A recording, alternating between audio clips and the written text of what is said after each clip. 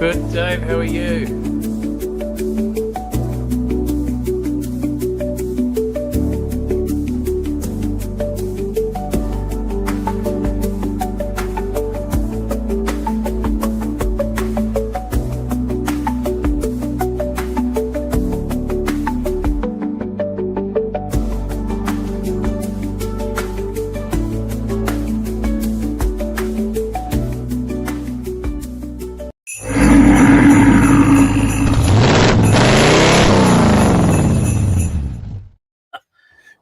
Everybody, let me get over here to comments, man. Fireworks here. What's that? No bloody fireworks on yours either. No, I need to get some fireworks, don't Not I? that I can see them. Definitely no fireworks. I'm doing this. Somebody turned the bloody fireworks off. You know, I'll have to work on that for next time. I should have had more time to do this. I don't even know what happened. Well, now I know what I do. How are we? I'm doing good. How about yourself? And I'm good, thanks. A little bit backstage. All good over here, guys. Bit of a gloomy day here. Not looking good out there, but there's enough light. There's enough light? Yeah. It was hot here today. It was semi-decent with rain. Of course, you guys saw that from that video I posted for my 3-minute Thursday. It was only 50 seconds, I think. Yeah, something like that. I couldn't get 3 minutes out of there. I was ready to go. I was done. I was ready to go home. Heck yeah. Let's see. We got quite a few in here already tonight. The Fingers. Easy. I'm sure Colt's there with him. Chris P. Yep. Joe. Let's see. They're very chatty, aren't they? They are chatty. You got a... Yeah, Dan's on here. Yeah, how you doing, Dan? Welcome. Dan John Fitchy. I can always count on him. We got David UC. Oh, we got George on here. Yep, George is in there. I seen him. Yep. Tad, g'day, Tad. And then No Drama. Area 51. Wow, George. Hello, George. HSF Racing. G'day. Fox and Wells. G'day.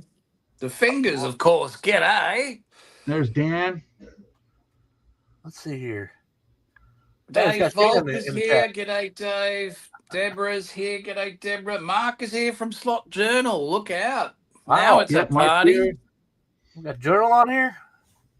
Must be something. DJ is here. Cool, but blue sky in Melbourne. Good to hear, DG. How you doing, Dick? Now they had to go back to work this week. Yeah, everyone had to go back to work. That means sucks. Yeah, B-Rods. Wow, B-Rods. what a turnout! This is a bit humbling, isn't it? Kind of a little bit there. Wow. Okay. Chris is here. I'm trying to go through and make sure I can get everybody. Sushi. Wow. Pat is here. Jeff Scriven. Joe from Herrera, Canada, right? Here. Joe. Oh, Herrera's great. Joe's here. Good. Hey, Joe. Hi, Joe. Deborah's here. How you doing? Yep. G'day, Deb. Slot Journal, of course. Yeah. Wow. There's a lot of people in here. Welcome, everybody. I'm welcome. Dan. Ain't got you too fast yet. Clearwater. G'day. All right. We get through this list. There we go. All right. See if more people show up here before too long. Because you know why we're all here tonight. We're gonna try and talk to you guys about your dream cars and how to get there. And or not. Or not. Well, we prefer you try to get there. I mean, you can only buy so many slot cars that have, other people's liveries. You can build your own this way. So absolutely. You can come up with your own scheme or even design for that matter. I mean, the world's kind of open to that. And we kind of want to discuss a little bit about your options a little bit. We're not going to go into detail on, the right tools and everything else yet, because that's been redundantly done according to me, what we and Dave were talking about before. Yes, it's more inspirational. I mean, we can of course talk about tools and stuff like that, but this is more of a, I think, inspirational thing. There's so many videos out there now, especially George. George has broke his ass getting these videos made for everybody, and so They're out there, a lot of them. So if you need to know exactly what tool or how to use it or whatever, especially George's videos especially are really good for that. So George is really good about that. I think tonight we'll just sort of try to inspire and let people know how you can get into this and what you can do, what you can build. I mean, the sky's the limit, right? So right. Yeah. As it's been proven several times by, if you guys watch people's channels, you see some of the builds they make and they're just incredible. Yeah, there's a lot of guys doing cool stuff, man. Dan posted stuff on my page the other day, those two Holdens that he did. You know, and look, Shane too, you know, the Holdens that you're working on. Awesome stuff. I mean, how long ago? Well, it wasn't that long you'll ago change your tune on available. that in a moment, but let's not go there for the No, moment. baloney, you know. I tried to insert the windscreen last night. Oh, yeah, that's got to be one of the hardest things. I did show him really? that. I did show him that what you had shown me. I think I'll bring it up here so everybody can kind of see it if I can get it on the camera right. So this is what Dave had suggested to. It's going to go up. We'll get it to work. We'll call you after the fact, Wildman. If I get to come back down here. Come on, camera. Okay, focus. So what is this product? This is Bob Smith Industries Super Gold. This is the plus, and it doesn't fog up your glass. What is it exactly? Is it a kind of super glue? It's a kind of super glue. Yeah. You can actually use it on anything. It get kind of expensive, but it doesn't fog the glass on. I mean, excellent. You put a little bit on a toothpick and then just touch it. Well, like this car, this is what it's held in with from the back side, you know, a little drop in the corner and it just wicks itself around and boom, it's in and it doesn't fog up the glass. So you're kidding. No, it's good stuff. And we have Tad. Was it Tad? I think it was Tad's the one who turned us on to that. I'd never heard of it before. Using super glue on glass, that's always been a no-no. Oh, really? But I had a lovely works. I had a lovely evening adventure trying to use PVA glue. Yeah, that stuff takes so long to dry. It's such a pain. I found that out, didn't I? And then in the morning, you start messing with it, and it starts peeling off. Yeah, it's no good. I'm sure there are people out there that get a great result. I'm definitely not one. Well, I got it everywhere. You handle it's on your fingers, and it's over the bloody finish. And look at that. Oh yeah, it dries clear if you don't get it on the glass. What are you doing in the back seat of that car? Windows are all fogged up, man. In drying still. It's still drying. This one went. This one worked out great. Can you peel it off, Shane? You know, remember like when you were kids, did you do that? Rub white glue all over your hands and then peel it off? Peel it off. Because you had the old skin look. Yeah, you could, I guess, do the same thing on that glass. Is let it dry really good and get it up by an edge and peel the skin off of there, you know. Okay. So that was going to be my next question. Is there something that I can do to get that off cleanly without damaging? Well, it is PVA, so you could probably use warm water would probably just warm water. Yeah. But next time I'm going to try that stuff. Yep, get some of that Bob Smith, the gold super glue. That's the good stuff. All right. So from Amazon. Look out. Yep, Amazon. Amazon has everything. I should have had the link up, but that's Dave's department. All right. I will definitely try some of that. Like the PVA glue is okay if you've got the finesse and the patience and unwavering surgical fingers that just don't. Yeah. Right. But like the back one turned out better, not too bad. No. But the front one, it's already peeling out of the corner. It's coming apart. Right. My Cooper car too. The window got fogged over because I was using super glue though. That's but I'm actually gonna attempt to assemble this today during the conversation. I'm gonna put it together and we'll see if it runs. Cool. Right. You know, Greg is right. The canopy glue, like it's what they use for like RC guys building RC airplanes. I used to build RC planes, so use canopy glue to hold the canopy on. It's clear. So, but and the Zap brand is basically the same as Bob Smith. It's a CA glue, a super glue, whatever you want to call it. Right. So, but it's kind of the same thing as that gold, but it works on everything. That gold, ever since I started using for novices. Sorry, it's been a good thing. No, I don't want to walk over you. But yeah, I've used it on a couple of things already, including my acetate sheets for my buildings. Yeah. Right. And it works great. It's it does. I think it takes just a second longer to dry, but that gives you time to move your wherever you need to get it to. As long as you don't move it too much and spread it out across the whole thing. But yeah, you just got to be careful. I mean, don't get it on the glass on purpose because it will, look like hell. So just be careful putting it on, but it won't. You know how super glues almost always turn the glass foggy. It just they gas out and they fog up the window. So just don't do that. Yeah. I just use a very small amount. Like you said, the toothpick thing. That's what I was doing when I put the glass in a building I'm working on over here now. I just took a little bit and did a ring around it, a little away from the edges. Right. And when I put the glass or the acetate in, it was good. And that's definitely hot information for beginners. And we just saved you hours and hours of anguish. Yeah. I ran out of swear words. I used up my whole vocabulary last night. I started inventing ones. Yeah. Oh, well. Good. What are a few of those new words you got there, Shane? Yeah. No, you don't want to get. See, it was worth the price of admission just for that right there, just to learn about that glue. Oh dear. Another one is as I figured out recently is paint is important. Yes. I've always used because it does a good coat on it. I've always used the Krylon, the ×5. Now the problem with this stuff is it don't dry for nothing. You might be there days, almost a week, and you can still touch it, and it'll put a fingerprint on the car. Right. So I would suggest switching over back to the model colors, the Tamica. Yes. Yes. This one was all Tamica. This was a white kit. Tamiya, not Tamica. Tamiya. You're right. I think. I can't read. And it dries quickly. It just looks right. I'm very happy, and I'm going to keep using those. Just show the kid. Yeah, Tamiya makes really good stuff, and you got to be careful when you get Tamiya too, though, because they also have acrylic enamel and lacquer. So you got to make sure you're getting the lacquer. Right. And that's what I did. At least for me, I won't put enamel on anything. I mean, they quit using enamel on real cars back in the 70s for a reason, because it's crap. So, I won't use it. So. Gotcha.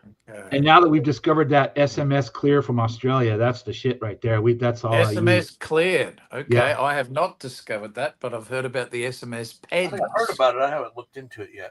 You'd have to get an airbrush and learn how to use it though, Shane, because I've got an airbrush. It's still in its box. Well, you dig that thing out and we'll have to get you using it. Absolutely. Yeah, Dave Oak says that's why he gave you 3 sets of windows, Shane. Yeah. I've got spares. Dave seems to know you there. You have to give him 3 windshields so he can work on this. Dave brought them over. Where are they? Where'd it go? I used to use testers a lot. I think I've lost them, Dave. Uh-oh. That's not good. Can't lose them. Send him some more, Dave. Shane, he's going to burn them up. Oh, dear. Hang on. I think we could bring you in, George. But then again, I have to tell you what Dave said before. So he's vac forming them. That's cool. Yeah, that's what we're doing too. Oh wow! Let me see if I can get him in here. I'm doing the same thing for our kits. I'm making vacuum formed windows for them. Awesome. Yeah. Yeah, I learned how. I used to do this years ago with the old resin bodies that we used to cast, and you had to make the buck for this, out of Bondo or wood or something. It had to be sturdy, right? So now that I'm learning how to use this program to make these cars with, I make the buck for this right there. In fact, I'll show you that. Awesome. Yes, I dread to imagine how it would have been without. I make the buck on the computer and print it in my resin printer. And then I use that on the machine to suck these down and make the glass. Great. So in other words, this isn't for this car, but that's what this is. It's basically the size of the hole of the window. Cool. So you can customize that to any model that you're currently working on. Yep, and that's what I'm doing with all these kits that we're making now. Is they all have vacuum formed glass. So all you have to do is cut it out of here and it pops right in from the inside and looks, like this. It's the glass actually sits flush with the car. It's not sitting in behind, Now, for people getting into this and seeing that, what sort of dollars is the machinery going to set them back on average? Well, the vac form machine was actually not expensive. We got the cheap one. It was $60, I think, but $120 is about the average for it. It's a dental machine. They use it to make those little snap-in retainers that all the kids are wearing now. It's made out of the same material. You can create your glass inserts and fix your teeth at the same time. Hey, Eric. Yeah. George says to email him so he can join. He just texted me. His messenger. Let's see if that works. It worked for Shane earlier. What'd you do? I got his messenger up on my messenger and copy and send. Yeah. So that's terrific, Dave. Hey, I see Dick is asking me. He wants to show me Dick. Do you want to see the machine? Because it's a heavy bugger way the hell over there. But this is the buck. This is the former, what you call a buck. Yeah. So you've got your body print. Are you slicing that out of the file, the program, from the actual one you're working on? Does it allow you to do that? And that's how you create that? What I do actually to make these is I just use the body. I have the body in the program, and then I just create the window inside the opening, because I want this to be about a millimeter smaller in all dimensions, so that it will fit in from the back, and then it fits perfectly. So perfect, excellent. So I didn't understand how you did that stuff, but yeah. Okay, there's a vacuum former on Walmart for $112. That's US prices. Welcome, George, to center stage. Oh, hello. That's a nice view. Look at that. 4-laner. Yeah. One. Yeah, he does have boards, doesn't he? Can you hear me clear? Yeah. Sure Okay, can. Can you hear me now? Thank you for letting me join. No problem. I'll switch cameras here. Oh, Christ, George is here. I'm out of here. No, don't do that. Do not do that. Coffee time. Trying to get my camera on here. You're at the mercy of the rest of us. Are you doing it the hairy way, George? You're just going to show us the track in your hands every once in a while? No, I'm trying to get I'm trying to get the dang FaceTime camera here. I don't know. I haven't been to EK in a while, so here it is. I'm totally there I am. I'm totally lost. That's funny, Tad, the Alien King. Oh, he's got one. Slot Journal says you can get a vac on from Amazon for about 85 to 120. Right, that's where this one came from. That's where the one I have came from. And what's the best software application, Dave, for doing those slices? Well, the only one I know of, I know a lot of people are using that Tinkercad, I think it's called. It's kind of a shareware thing out there where you can build, but I looked at that. It's a little too basic and rudimentary for what I was looking at. So we're using Blender, and it's basically a CAD program. And it probably scares the hell out of everybody. It scared the hell out of me. I don't know anything about it, but I just sat down, and God love YouTube. For the last 6-7 months, I've been watching YouTube videos out of my ears and applying what I'm learning from YouTube. And all of it I've learned. We're making these cars out of what I've learned. It's pretty crazy. I've tried that Blender. I still got to figure out how to use it. So it's kind of like the Photoshop of 3D printing. Right. Yes, it is kind of. You're right, Shane. I guess it'd be very similar to that. Yeah, because back when I was making that first Holden for you, Shane, I tried to make because it didn't have the back spoiler. I didn't really call it a spoiler. Yeah, like that. Looky here. Look what's coming along. I was trying to create that, and I came out with this lumpy sack of, I don't know. I was like, what am I doing wrong here?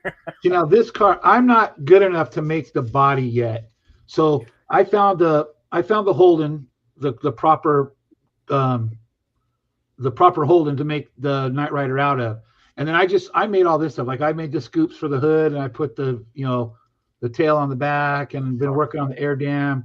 So to make this the right car. So, I mean, I can make things and add them to it, but I have not yet mastered how to actually make a body. So Right. That's what I'm working on, but it's going to take a long time before I'm up to that task.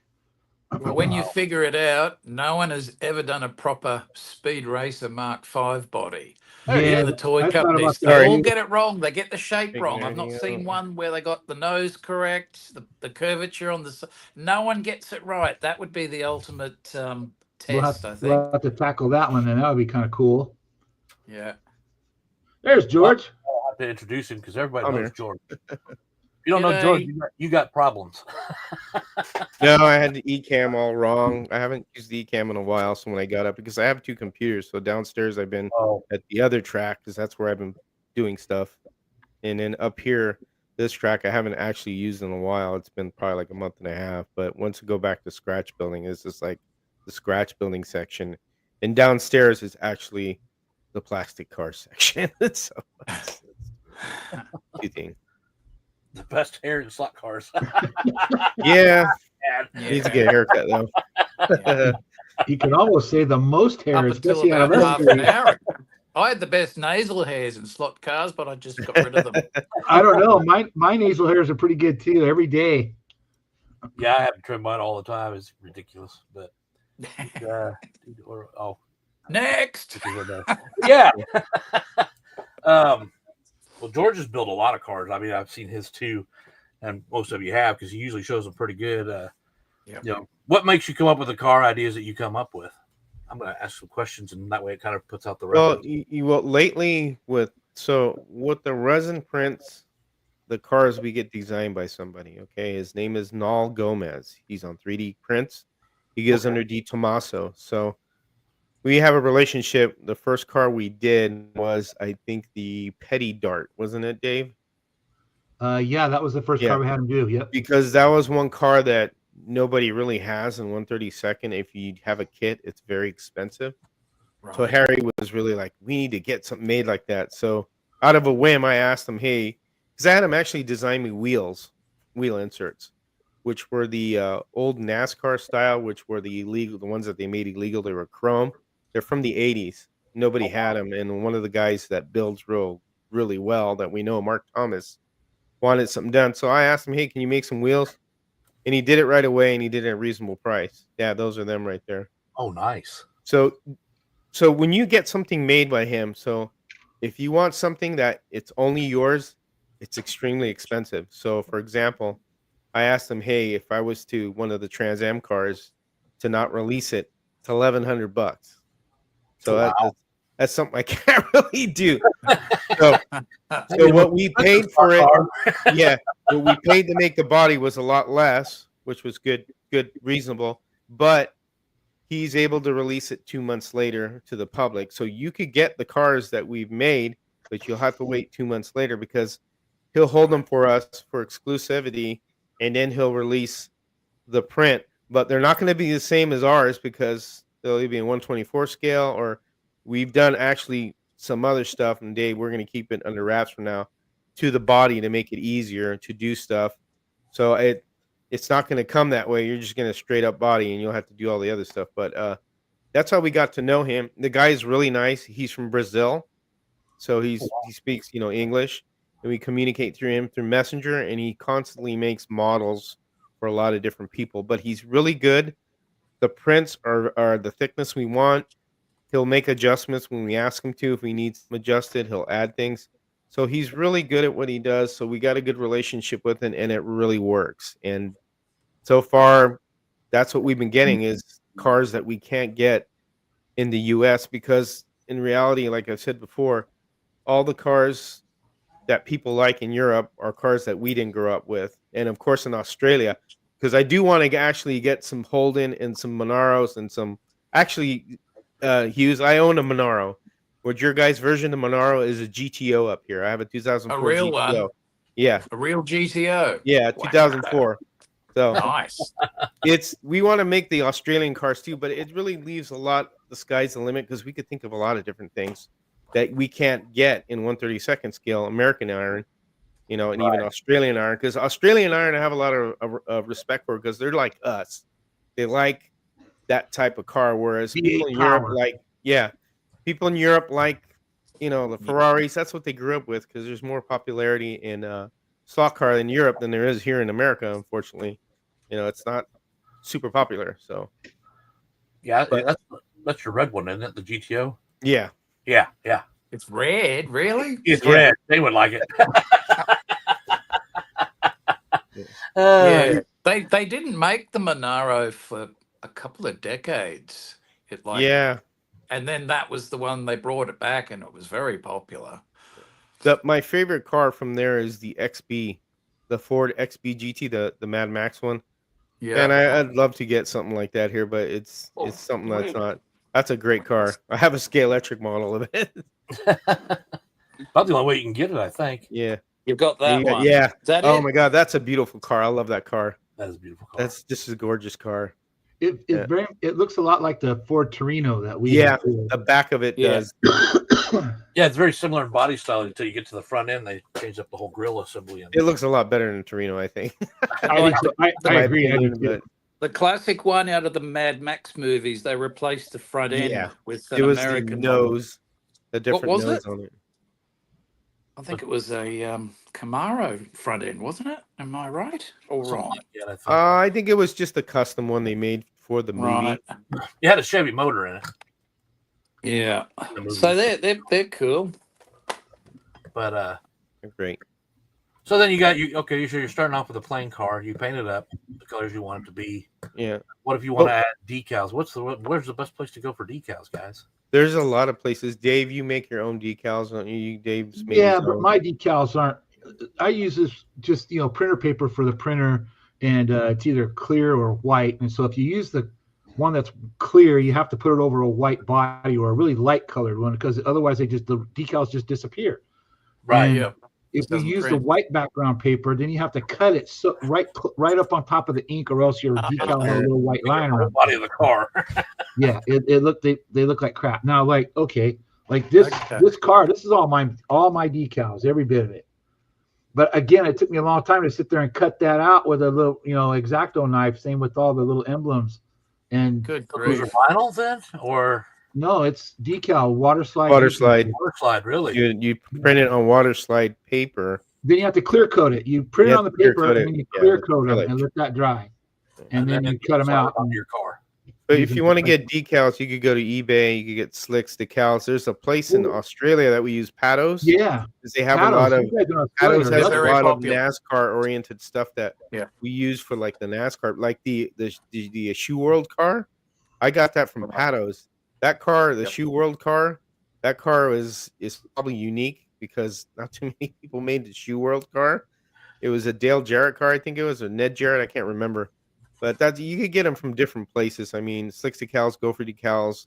There's a lot of basic stuff. You could get peel ones by I forget the name of that one, where you could peel them off and put them on. I've used that. You know what works really good too is RC decals. The ones that are chromed, those are really nice. Oh, I've used them really? with Yeah, some of my cars. You put them on there and you peel the protective coating off, and it's a shiny chrome. Really looks nice. Oh, wow. And then when you clear them with that SMS, that's the stuff Dave was talking about.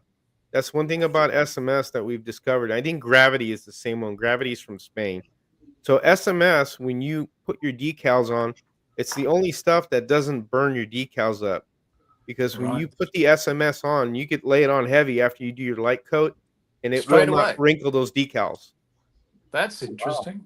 Yeah, because it's So I did a couple of very barely there mist coats on the top of these, let them sit for a day, Yeah. and then I was successful after that. But yeah, if you just dive in, you're going to ruin them. So that's good to Well, hear. the procedure I was doing was I got acrylic clear, so a non water-based. solvent tight water, Water and I would based. coat them like that, let them sit, and then I would hit it with the rough stuff. The thing is with clears is that when you get a clear from a can, they react with different paints. Dave knows Right. that you use Krylon yellow, and he, like what happened to Marty, that happened to him where he sprayed it with the clear. He said the car looked great, and he was really depressed afterwards because what happened was it just orange peeled and it looked really bad because it Yeah, just just reacted. wrinkled. You won't get that with SMS paint.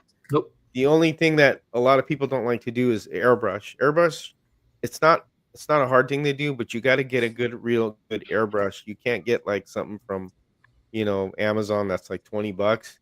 I highly recommend like a Pro Convoy one, which is $100.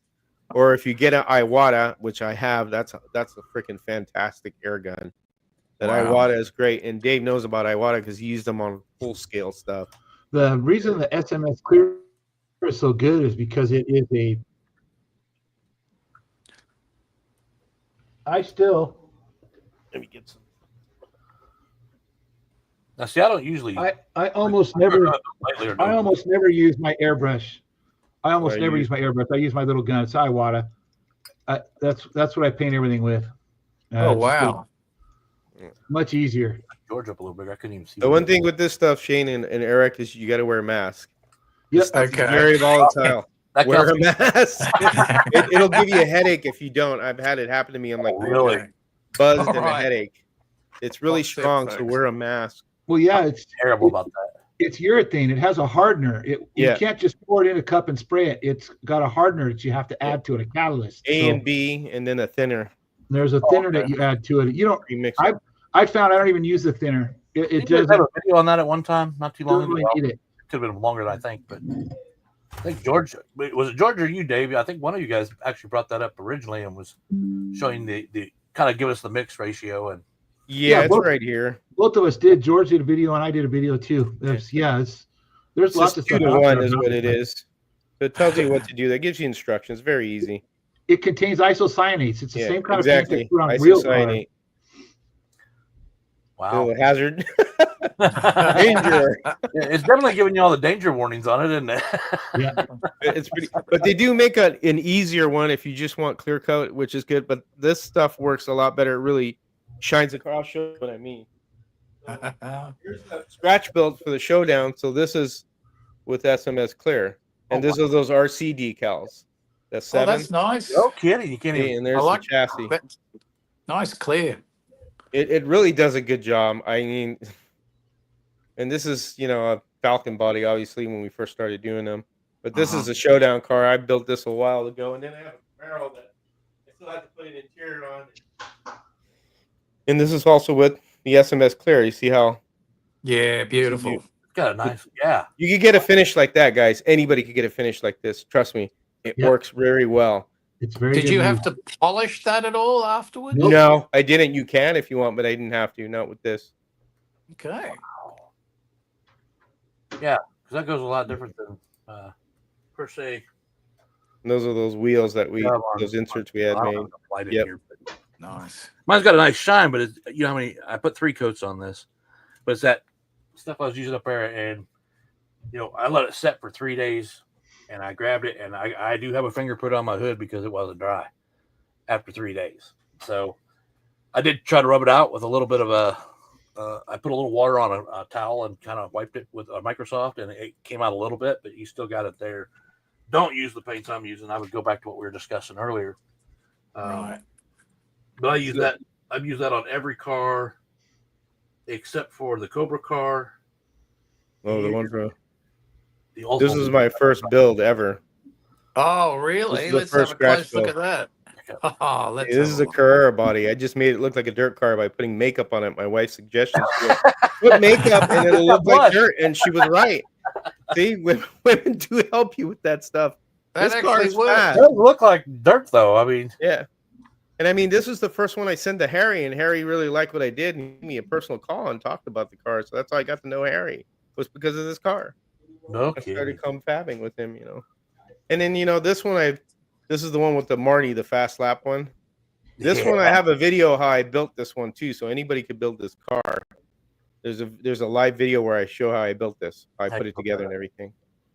So this is just one of Mark Thomas's. This is a resin mold. So before we did resin printing, Dave, you saw Dave's videos where you have to use a casting and a body and then pour silicone. It was a lot more intense and a lot more quick, and they only lasted for 20 pulls. After that, the mold was no good. With resin printing, it's really changed a lot of the hobby, because now if you could get somebody to design something and you could get your printer working right and use a good material, it's the sky's the limit. That's what really blew up everything. And this started last August when we left Home Racing World. I had talked to Harry and Dave. Hey, why don't we get a resin printer? This looks really promising. There's a lot of free, bodies you could buy for $1. We didn't know much because some of the files were terrible, and we started doing it, and that's what kind of developed into just all of this that we've been doing. It's just now look at us. It's crazy. Well, and if you guys remember that Mercury, when I first was looking into it, I had ordered 3 models of it, 2 models and 1 resin print from eBay. And I was going to send the resin to Dave. Well, since he got one before I got it to him, I just never sent it. But on my printer, you can print those. They're so light. That resin that came in when I ordered it online was really, really heavy. I'm gonna guess he cast it like what Dave had shown us before. Yeah, it was heavy. I mean, I still got it in the box, but anyway, I just wanted to bring that up because I've done some 3D printing over here, and the cars came out pretty good. I was just using the wrong resin. That's all. What kind of machine do you have that you're using? I have the Crowdy Hallett Mage, which is what Daniel. Yeah, Danny had. Yeah. Do you do any? Have you thought about doing any resin printing, Dave? Or excuse me, Hughes? Well, yeah, the temptation's there. I'm just sitting back and watching it. Well, I'll tell you guys, if you do it and you get the Saturn machine, let us know. I have all the settings that I use, and they come out really good. That's the hard part right there. Settings. The hard part is all the leg work, and people don't understand that. You know how many times I've pulled my hair out when things don't come out right, and then I go back. It's really a pain in the butt, man. That's why people won't do it, because first of all, it's messy, and first of all, when you have a failed print, you have to clean everything. Yes. Right. People prefer FDM. I have 2 FDM machines downstairs, so that's the filament, because it's easier, it's neater, and you don't have to worry about cleanup. It's not you just shave it off and throw it away onto the next model. Resin printing takes a lot to do, and that's why not too many people are doing it, because it's just a lot of work. Well, okay, here's a fun question. What's your question? What's the absolute best item you guys have printed that's non-related to the hobby? It's something that you needed, practical, and it turned out awesome. Dave's printed the rat fink guys.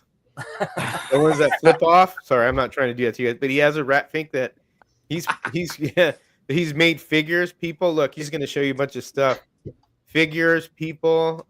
See, that's it. I got one of those. Oh, look at that. That's cool, bro. You got another one, but I don't know if I want to mention it or not. Go ahead. Candy cantaloupes. There it is, man. Yes. Fuck our Jesus. Yeah. Yeah, this is my favorite. You always see it here, folks. That's brilliant. That's brilliant. Yeah, I like all this stuff too. So I've got oh my God, I've got stuff piled up everywhere. Oh man. So now you're gonna get me started. I love the figures and everything like that, because to me it's part of SLOTCARS is the figures, right? Yep. Yeah, that's why I bought a printer in the first place. Was I just go on eBay and pay $32 for one character? It was ridiculous. Yeah. So because I'm learning this blender, right, I can take pieces of something and put them together and create different things. And so, let's see here. You guys are familiar with, let me see. You guys will like this. At least I think you will. Let me find them here. Where's the rest of them? You got a ton of them in there. Where's Candy Cantaloupes? Oh, she's over here too. I'll show her too. You tried to send that to me. Candy Cantaloupes. So you guys are familiar with Pulp Fiction, the movie? Yes. Yep. Okay. So we got Vincent Vega and Jules here with their 45s, right? Yeah. Okay. Well, I changed them around, and now we've got Vincent Vega and Jules with their controllers. That's funny as hell. So yeah, so there's that, and then I've got a couple of Pulp Fiction characters. I've got Travolta and what's the lady character? They're doing They're doing that dance thing. I got them down in the rock band crowd. Oh yeah, I saw those on the rock band deal when you did it. Yeah. Okay, so Dave Volt came up with those. Here's one that I made. This one is actually Shane should be familiar with him. This is the guy who's driving the buzzard. Oh yeah, that's terrific. And you know what? I didn't notice that at first. He's he's holding a double-barreled shotgun. Yeah, that usually tunes it in. Oh, damn it. There we go. There it goes. He's holding a double-barreled shotgun. He's wearing a hockey mask on his head. He's got it pulled up, And so, this is actually a several different figures that I just cut up and then, put them all together in the computer and printed them in as one. So I'm having fun doing that stuff as well.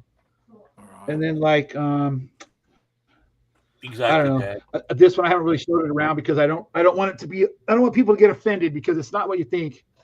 But you do.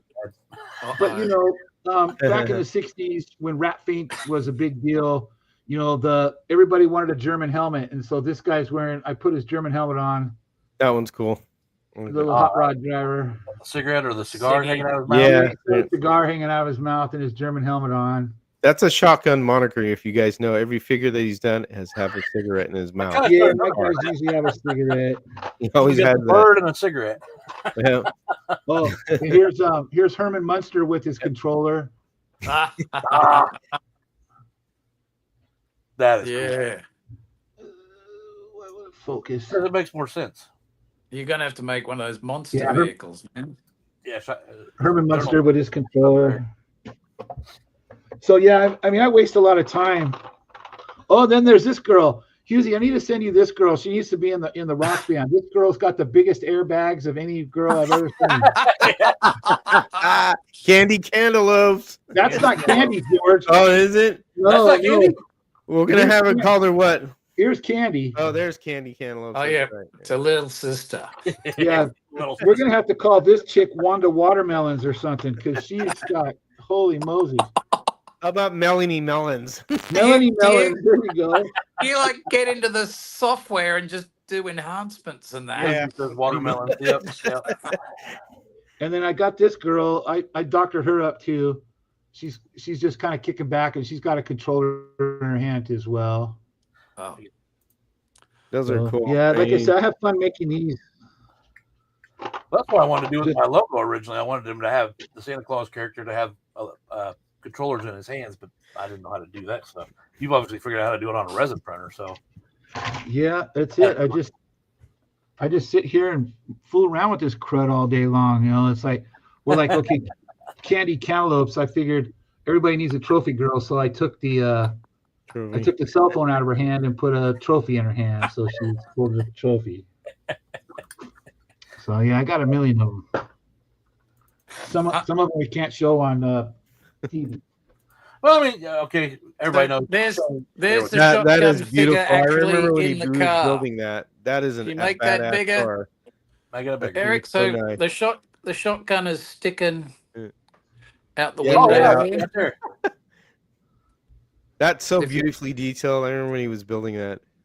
Yeah. That just goes to show you what you can dream up, you can Yeah. build. No, That's this is awesome. really, really cool. Yeah, that's a pride. in itself.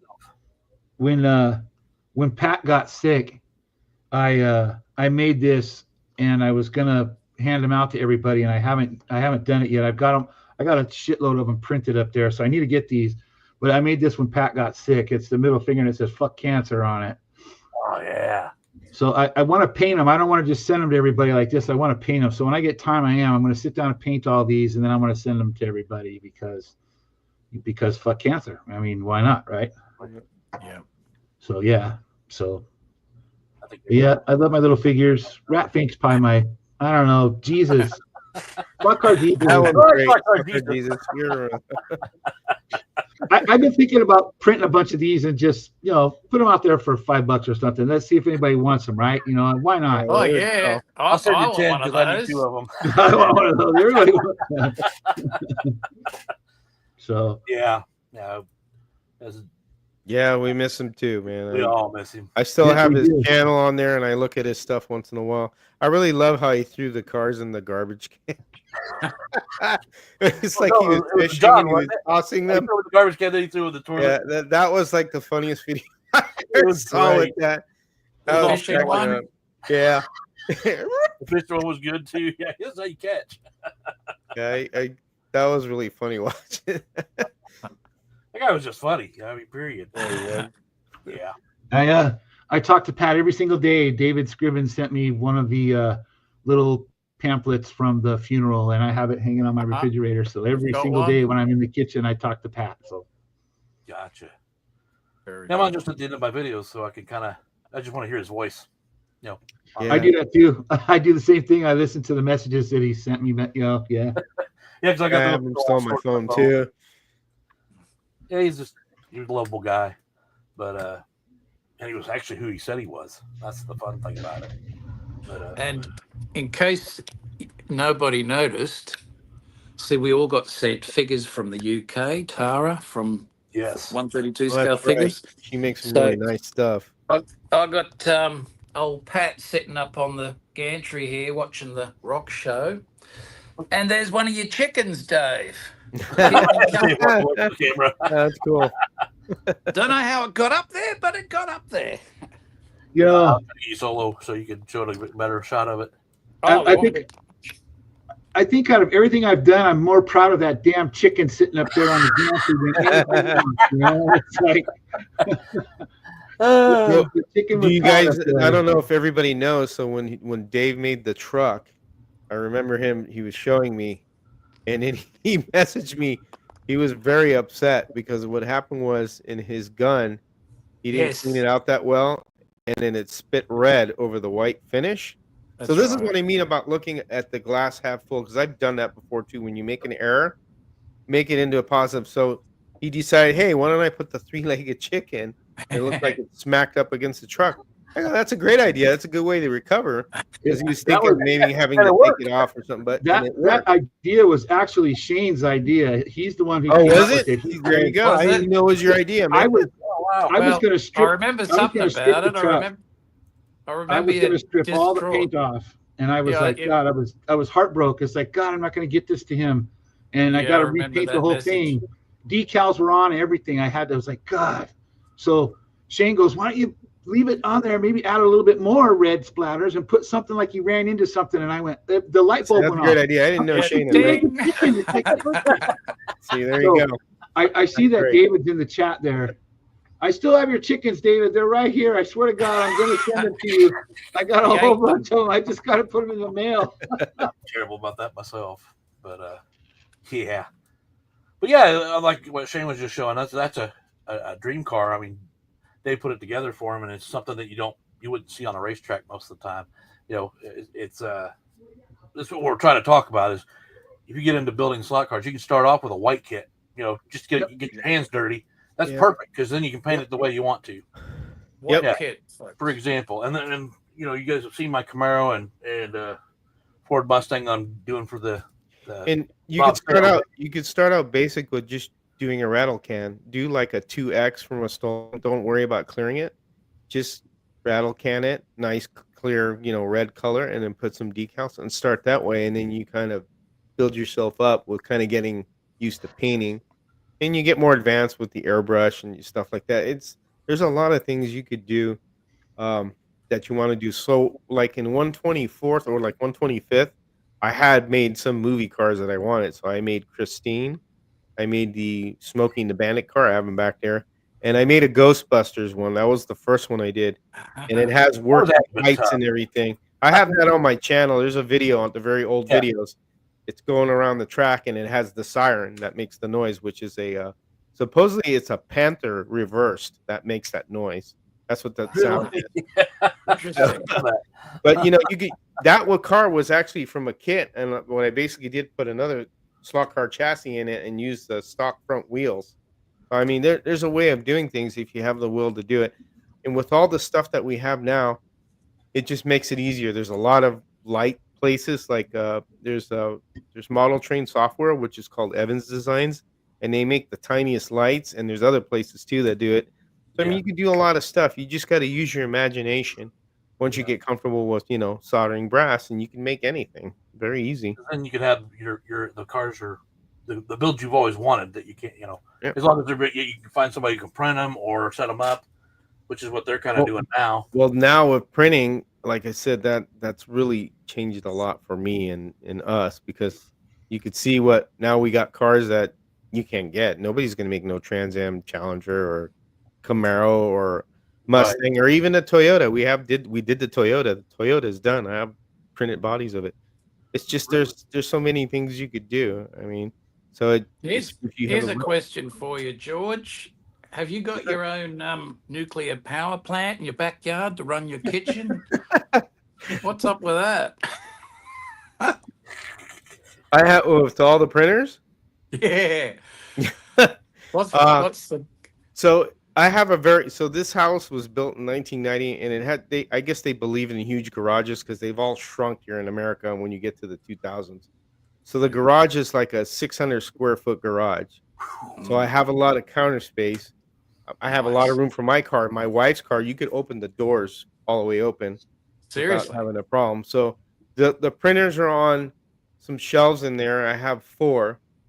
So Harry was really the one that started all this, and the reason why I say that is because I mentioned him about the printer, and then he tells me, "Well, it's on the way to your house." I'm like, "Harry, what the hell are you doing?" I said I'd buy it. He says, "No, I want you to go with it." He was the one that wanted me to start all this, so really it was a Harry that paid for the first printer.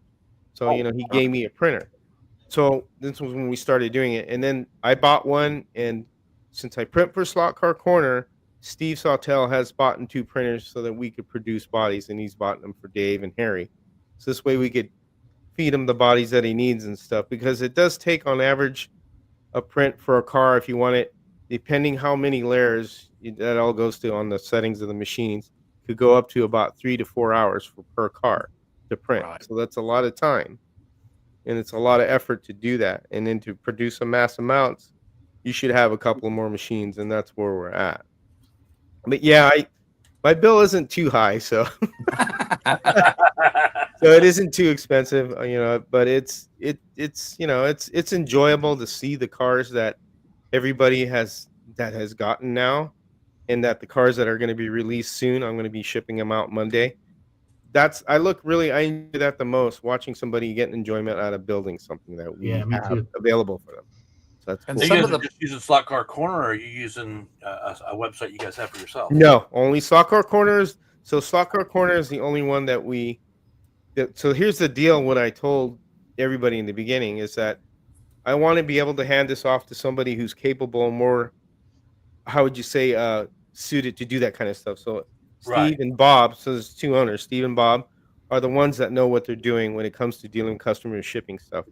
I'll produce the stuff, but I don't sell them out to anybody just to sell it to them. Now I may give something so they could use it to give me a feedback, which I did with the first cars. Right. Dave and Harry and I agreed we'll send it to a few guys so this way we get feedback. And they need to be very very honest with us. If the car is shit, we want to know so we could fix it. We don't want to send out a shitty car and then people, that's not right.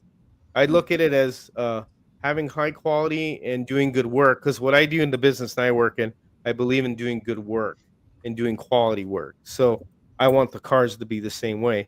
And if I can improve them, I'll do that also. And Dave, has helped out a lot of that, and so has Harry. So, but what was you going to ask, Hughes? You were going to ask something I didn't. Oh, I was just going to say, I've been noticing all the posts lately on the various Facebook group pages of builds. There's a lot of people churning out some great stuff lately. Yep, there is a lot, even on the forum too. On the I don't know if you belong to the Home Racing World forum, but some people don't like to use Facebook. You'll see other cars on there; they look really fantastic, and then other people doing other things too. I mean, there's some really great creative builders with scratch building and with white kits. I mean, there's some painters that do way better than I do. One of them is Lee Wright. He's on Facebook. Yeah, I've seen a few of his. Yeah, they look he great. knows, and he uses gravity, which is similar to mess. Like I said, they're just out of Spain. It's the same price, maybe a buck more too. I don't know, but it's good paint. He does beautiful work, and some of that work is really meticulous. So he takes his time. And then you have other guys like the Bowtie Garage. That guy is another one that Bill. He does some real beautiful work. And you have Tad, Michael Squire. Yeah. All those guys, those are the guys that really inspire you to build stuff. That's what you got to look at.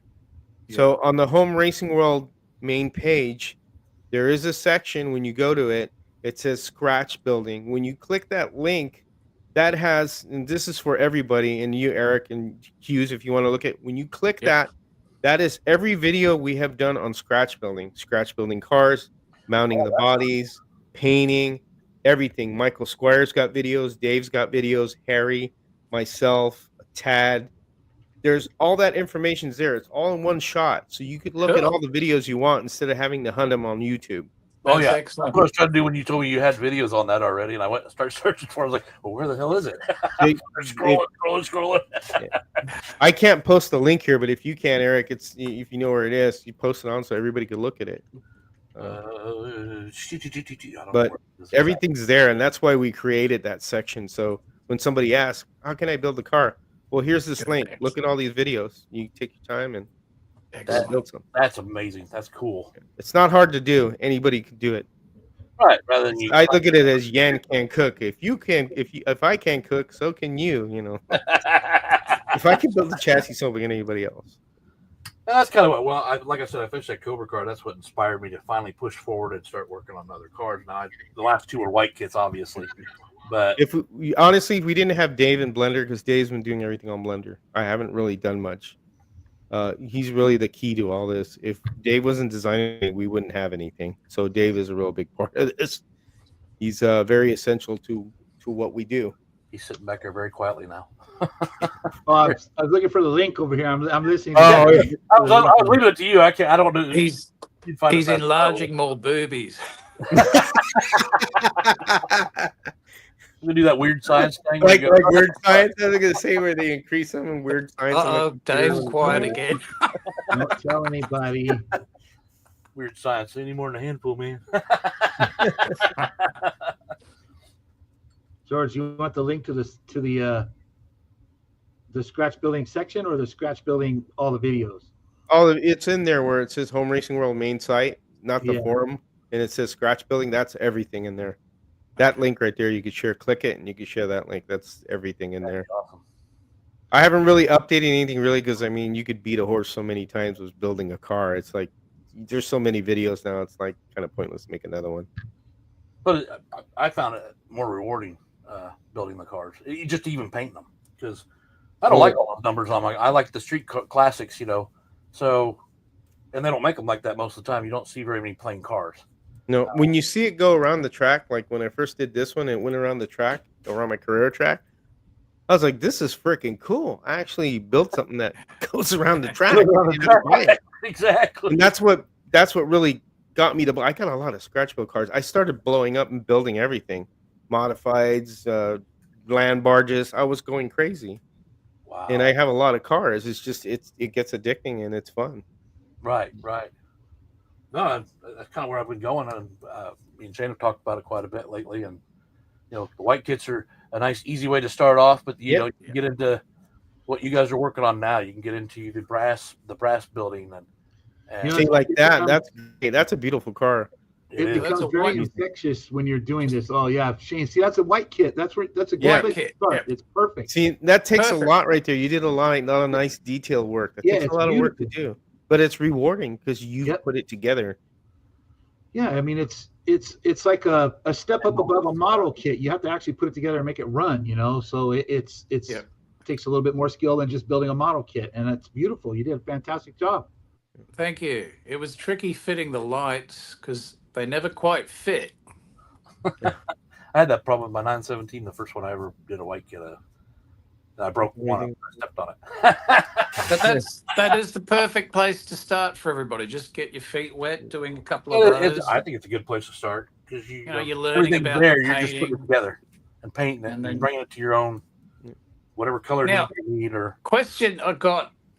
I'm seeing a lot of people starting to do 3D printed chassis, and yet you guys have done the brass chassis. Mm-hmm. Now, I'm not going to say which is better. I think that's a silly question, but what do you think of the 3D printing of chassis? Is it a good rabbit hole to go down, or is this the better? What it is that the printers, so the two printers I have a Bamboo X1 and I have a Centauri. So if you guys want to get into FDM printing right now, because I believe there's no tariff on the machines, even though some people say there are, there's not.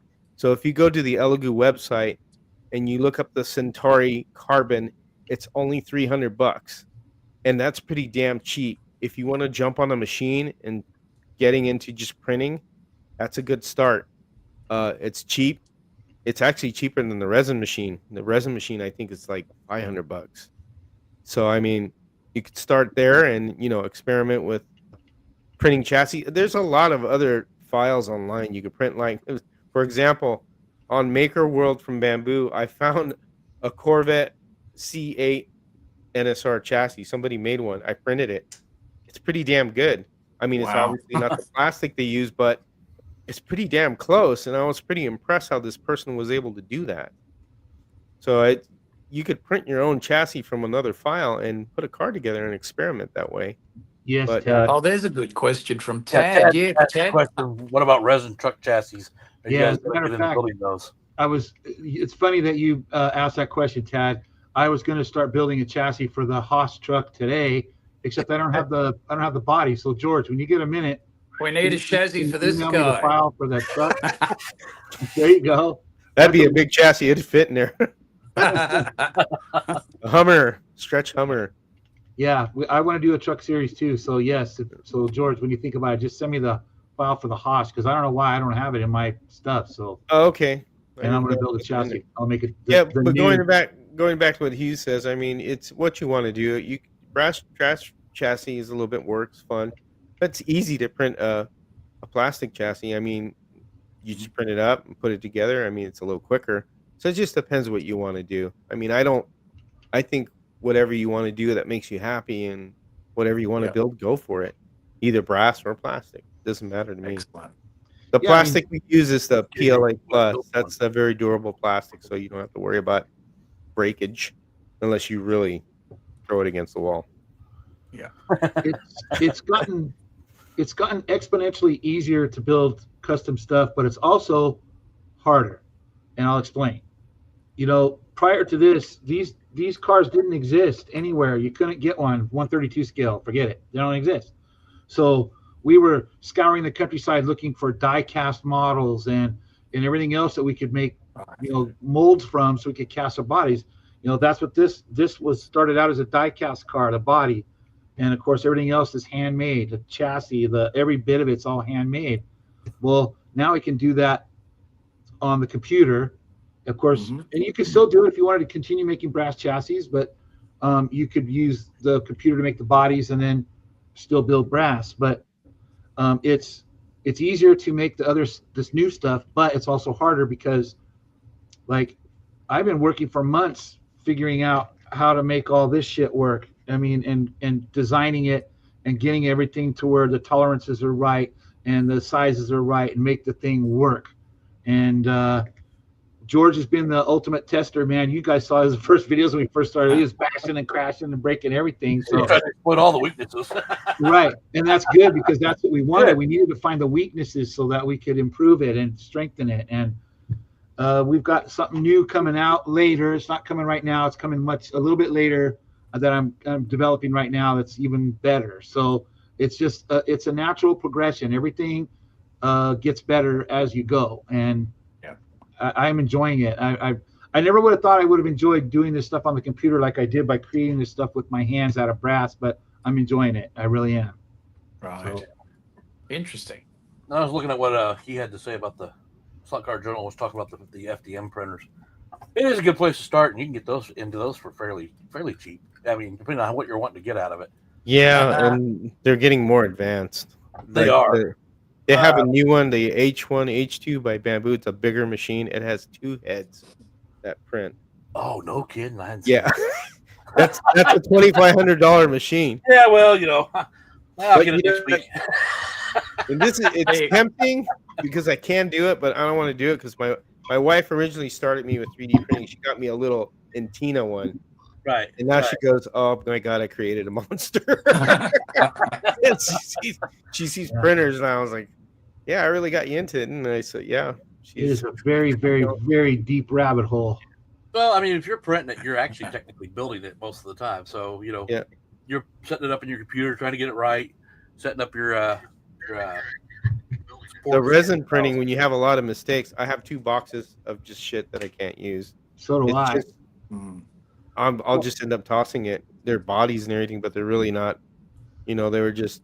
I've been saving them for painting to test my paint. I'll paint the body that's screwed up just to see if it's going to work. The paint's working the way I want it to go. It'd With be it. good for scenery if you were making like a junkyard or something on your track. It would be cool for that. But I didn't think about that. I could be sending all this stuff to Shane for his world down there. So would it be fair to say that spending the time to get familiar with the software, getting your head around the software is pretty important? It'll really open up the universe to you. Pretty much, yeah. And knowing how to maintain the machine, keep it going. The part about maintaining it, so when you have a print failure, so it prints on the build. Here's how resin printing works. It has a build plate, it has a vat, and there's resin in it. The plate comes down and it has an LCD screen, and the LCD screen exposes a shape onto whatever you're making, and then it exposes it for how many seconds, and then it pulls away. Right, it's been done, and it'll squish it back down, and it'll start another layer. So it builds it on layers. That's why they call the program a slicer, because it's in sliced pieces. Right. And then when it builds up, you have your model. Well, you have problems like I've had in the beginning where it wasn't enough exposure, and they would peel off and then fall into the vat. So a lot of people don't realize that you have to clean the vat. You can't just like do vat cleaning and then peel it off. Yeah. Inside it. So what happens is, if you do that and you have a piece of crap that's pretty big, that plate comes down, smashes it, and then it smashes the screen, and then you're in for like $150 for a screen because it's your damn fault that you did not drain it all out completely and inspect what's called the FET, which is it's like a drum. You know instruments, obviously, like a drum. You hit it, sounds like a drum. It's tight on there. After so many pulls, it's like 60,000 pulls, it tells you change it because it gets weaker. So that's the part that's kind of a pain in the butt. You have to change that, and then you have to drain it when you have a print failure. So it can get frustrating when you're like, I can clean it again now. Gosh damn it, what am I doing wrong? Go back to the software, and you're trying to look at what's, you could try this and try that. So it's all trial and error. But like I said, if you guys get one, I have the settings for you for the resins that we use, and I shared that on the video on the Area 51 page when I talked about it. I said, these are the settings I use for the Elegoo 2.0 ABS-like resin. If you want to print a car, I've helped other guys that have messaged me, and I told them, here, use these settings. Tell me what you think. And it's worked for them. So card bodies are so different than figures. And because a lot of these guys that use these printers use them for wargaming figures and really exotic stuff that have really fine detail. I just want to print slot car bodies and interiors. I really don't care about that. That's a whole different thing when you print a body. It's totally different. We also want girls with big boobs. Yeah, that too. Right. That's important. The boobs have to be very detailed. Very important. Well, I use mine for scenery people, and I've just been playing with the cars. But like last week, I changed some settings, and I don't know what exactly I did wrong. But now I can load it up. It'll drop down, with this time, but it'll never print a thing. Yeah. It's like the screen's not operating at all. But once you get it empty, it's fine. Yeah, once you get it and it starts working, it's wonderful. It's when it screws up, you get frustrated. Well, that's where I'm at now. I haven't put anything else in it since then. I cleaned it out because I went through 2 screens in a day. Good catch, and I ended up punching a hole through it. You know how that goes. Now and then it goes on the screen and exposes on the screen, and you have to clean it off. And, it's a nightmare. I haven't broke anything on any of my machines, knock on wood, because I've learned from George and Harry's mistakes. So I'm like, oh, you guys don't do this. I'm just sitting back for a couple of years watching you. Well, we'll be there to help you, Hughes. That's no problem. But with Harry, so they have this. I won't. So Harry got this new, and I wanted to get it too. So it's this new vat where you don't have to use, because when you change the FEP screen, there's a bunch of screws you have to take off, and then you have to take off the sandwich part, and you have to put it back together and tighten it up. So this new one was like one where it had clips where it snapped in 4 locations, the front and back, and then the side and side. So I was like, cool. Hey, that looks like a good idea. I think that'll work. So Harry got one. He put it on there, and the thing leaked very bad. It went all over the machine. And it's like, he messaged us and told us, do not get that. And I had one in the box in the garage, ready to use it. I was like, I think I'll just stick with the old way and he emailed the people which is Cheeto Box that make the software, and he told them, "Hey man, this thing is," and it had been reported problems because there's a forum board or a Facebook page, and you could go on there and people have been reporting it, leaking. So they're gonna send them a free screen because he had to clean the machine out because all the resin went inside the electronics. Wow. And he had to get it all cleaned out. So that was a big mess. So that's the kind of things you run into sometimes. Now mine poured over the sides. I don't think I got anything on the inside. So yeah, you sometimes you see where it's coming out, and you kind of just get ready for it. it's just messy, and you need it in a ventilated area. Where FDM you don't really, unless you're putting a real exotic, stinky material on FDM. I got it down to a science now. I keep a paper plate out there, so when I take the plate off the printer, I shove the paper plate under it and move them at the same time, so I don't drip. I don't have any drips all over my I printer. use the storage box lids, and then I've got a silicone mat that I lay down across the whole area. Yeah. That way, if it gets on that, I'm not upset that it's burning a hole into my desk. Right. He was as ready for resin printing. I know it. I could see it in his face. Yeah. I think he's just trying to. Well, He's thinking cool about the girls with the big boobs. Is all he's thinking about. Oh, true. Another cool. Yeah, good on you. One of the guys down here, Digger, he's into that. Not the well, he might be. I don't know. But a cool thing he did with his printer, he's printing his own Carrera track pieces. Yeah, you can do that, and they're turning out great. Huh. Digger's in the chat. I saw him. He just popped in a minute or so ago. G'day, mate. Yeah, there he is. Welcome, Digger.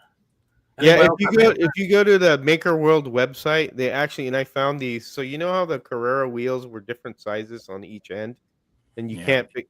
So this guy, there's a file there, and I printed them, and they work. So that he makes two plastic rings, one narrower and one thicker. You glue them onto the wheel, and you could slip any tire you want on there. You don't have to weird ass. You're kidding? Yeah, no, I'm not. And I was like, wow. So if you go and look you could find this stuff. There's a lot of Carreras. There's a lot of signs. There's a lot of things that are on there for slot cars, believe it or not. They even have stands that for RC. I made some stands that I printed, and it's pretty cool. You could stack 3 cars there. It's really neat. You could find a lot of neat things on there. They have everything on there that you can imagine for toothbrush holders. I mean, all kinds of stuff. Wow. It's crazy. And it's free to print. What are you using? Bamboo. Oh, you're using bamboo? Yeah, it has the Maker World. It's on the phone too. So when you have it on the phone and you see something, and it's funny because I've done it from work. I say, hey, that's cool. I hit it here, tell it prepare to print. It prints at home, and when I get home, it's done. That's how advanced everything is. That's pretty nice. Yeah, I'm scared to do that at all, and I don't think it would work anyway. But I'll usually start a print like I'm heading to work. I'll start one up before I leave, and hope it comes out good when I get home. Now, guys, we've got this graphic crawling along the bottom, building your dream slot car. While we're all here, what are some preferred attributes? There's a word. You're starting a new car, new design, maybe an original. What are the key things you're thinking about as you start putting that together? What features do you want? As far as building, you mean what kind of like features for what? Like as far as performance or as far as all of the above, mate. So a complete novice starting out, what sort of things should they be thinking about? You know, for me, I don't think about performance. I know that sounds stupid. We play with race cars, but performance is not my number one priority. For me, it's am I interested in the car? Like you look at. I have Volkswagen Bugs and Trans Am Camaros. It's like it doesn't get any farther across the spectrum, right? But that's what for me. It's got to be interest. Here we go. We got Holden Monaros. We've got Camaros. We've got Vipers. We've got hot rods. My shit is all over the place, and that is for me. That's number one priority. Do I like the car? Am I interested in it? I don't care if it's a race car or not. Am I interested in it? And then number two, will it be a viable slot car? Can I actually make it work and run around the track? Like this Volkswagen, it's really cool, but it doesn't hardly ever see the track because it's so goddamn top heavy. It just wants to fall over everywhere it goes. So, it's like my little drunk slot car. But regardless, So of your collection, you're starting with the body you like, and then you're going to figure out the engineering of it. Yep. From there to make it all work. Gotcha. When you some of these are hard to engineer a chassis for. George, we've all experienced this where you've got a body, and it's like, holy crap, how am I going to cram all this stuff in there? It's like, oh, here, this is the perfect one right here. Yeah, you can show us I wanted 132 scale midgets of the longest time. Do you know how hard it is to stuff all that shit into that tiny little body? Yeah, I was going to say the midgets, the tiny midgets, the actual midgets that are 132. God, that is, you need the skill of a surgeon to get all that shit in there. So, but eventually I'll get around to doing something in 3D with this. It's what I want to do. So again, it's all interest, and that's the thing. If you're interested in the car, build the damn thing. Who cares if anybody else likes it? Everybody's always worried about, getting likes and thumbs up, and I hope everybody likes what I'm doing. Who cares? If you like it, it's your hobby. And so if you want to build, I'm guilty of that. I've done that myself quite a few times. If you want to build Penelope Pit Stop Stab 1 pink Pussy Mobile, then go the hell ahead and do it. There's a good one. Why not? I do want the Pussy Wagon. That was cool. Oh, we got to build one of them. That would be a good one, right? From Kill Bill. Could you design the Penelope Pit Stop figure for me, Dave? Probably could. Yeah, no doubt about that. Dave's capable of doing See if you can stuff that in there, fit that in the. You could do the Austin Power with the boobs for machine guns. Oh, that's right. Yeah, the fembots. I haven't come about. Fembots. That's the funny thing is you say, it's whatever car floats your boat at the time. You can look at a car and go, man, I like the lifestyle of that. Don't really know what the car is, but I like it. Let me see what I can do with it. You can build anything. You're a perfect example right there, Eric. Do you think anybody's ever going to make a 68 Oldsmobile? 60 is a 69 old. You're a 69 old. No one's ever going to make that slot car. So if you want it, you have to do it yourself. You are.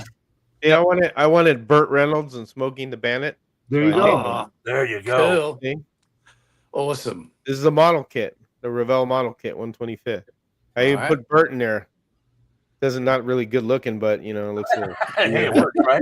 It's going around the track. Nobody will notice it. I don't have Sally Fields in there, unfortunately, with her ass sticking out in the back. We need Christine. Is that the Christine car? Yeah, Christine. That's beautiful. Look at that. I mean, this is the kind of stuff that came to mind. Hey, I want to make a Christine car. I want to make it. That's where you start at. You want to build what. See, now there's options where you can get what to your heart's content, what you want, what you like. Just like you said, the Cobra car, the Merc. You wanted that. You start there. Yeah, she's done a little damage since she was on the show, but that's all right. That's good. That's great. You drive it. I love this car. It runs great. No magnets in it. Never did that. I like it fishtailing around the corners like it did in the movie. So it's great. I love it. And it inspired me it took me a long time. You guys know how long ago I started that project. And I just didn't. I kept procrastinating. And I don't remember what finally inspired me at one point. And I went, I got to get this done. And I did. Well, you got it over the line. That's all. You want to build a modified? This is a modified. Yes. That's all brass. That's brass underneath there. Yeah, that's all brass. I made that. Oh, that's cool. Just made the tubes and the Nerf bars. You could do that. You just have to use your imagination.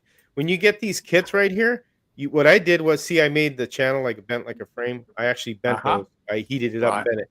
So when you get the kit, it has all the framing. You just copy that. It doesn't have to be exact, but you get it close to that, and this is what you get. You're right. I didn't think about that way. You just make modified cars if you want. He's always wanted the model Daytona Beach NASCAR course. Make running cars from 1949 to 1958. Oh, hey, you know what? Slaughter. Okay, Beach Racer. This was. I think he's got a car. This is actually a beach racer right here. This is actually after an actual racer. Yeah, that's cool. Shirtless racer. That's how the car looked. Nice. See pictures of that before, just not paying attention. Yeah, Ford. It's a Ford Victoria. Ford Victoria, I think it is. This I can't remember. Jimmy Florian, I think his name. The Shirtless Racer is what they call him, but that's his car right there. So I mean, this is a beach racer. This is what he's talking about. That's what I built. Well, see, I like the old cars and the '60s and the '70s cars, and then a few of the newer cars, but not much. The old ones are the ones that actually just get you going on wanting to build. But I do have like I said, the first one I ever built was that 917. So this is an NSR, See, that's cool. and Oh, yeah, that's one thing I cool. messed up was the headlight lenses. That was the first car I ever tried to. It was a white kit, and I tried to put it together. Looks I was good. testing the idea, and then I started telling everybody I was going to do that Colt car or Cobra car. So, but Well, this white kit's going to be a challenge because I'm gonna butcher this thing. I'm going to try to make it look something like these statues Oh, running. yeah, that'd be cool. That's so With- neat. I like those. Those are So so I'm gonna- badass. I'm going to burn in a little sunroof and have some of those figures with a spear being thrown. Yeah, it's going to And be then a fun if you project. want to tune that, Harry has several videos on how to tune those cars, how to improve the guide on the on the legends. Legends cars. The They're guide, on yes. Home Racing World on the main website. If you type in Legends, it should come up. Excellent. He shows you how to do a lot of things on those. Brilliant. There's a lot of information on Home Racing World that's indexed. So if you go to the main site, you could type in stuff like fly car stuff that he did before we had the parts we have now. You should see some of the articles he's written. Before we did video, he would type in everything, use pictures. That's how it used to be. And he used to code everything. And I don't know if you know what coding a computer is, but that's like far beyond my head. That's how smart Harry is. Harry is very intelligent. But he did everything, and everything's there indexed. You can look at it. All the reviews from before doing video, he has everything on there, and it's just amazing what he's done with that website. That website has got so much information. It's really crazy. see, and because fly Has cars. he added a barbecue section yet? Because I've Yeah, seen some of actually, these he has posts. a food. He He should. does. Really? He has a lot of Hungry every time you watch the channel. Harry knows how to freaking cook, man. When I first got there and when I first visited him, it was a meat-a-palooza, man. I think I got bombed with meat like every night, and I mean large portions of meat, a lot of meat. I had a burger. They called the slot burger. It was bigger than my hand. There's a picture of me eating it, a video of me eating it. It was freaking huge, man.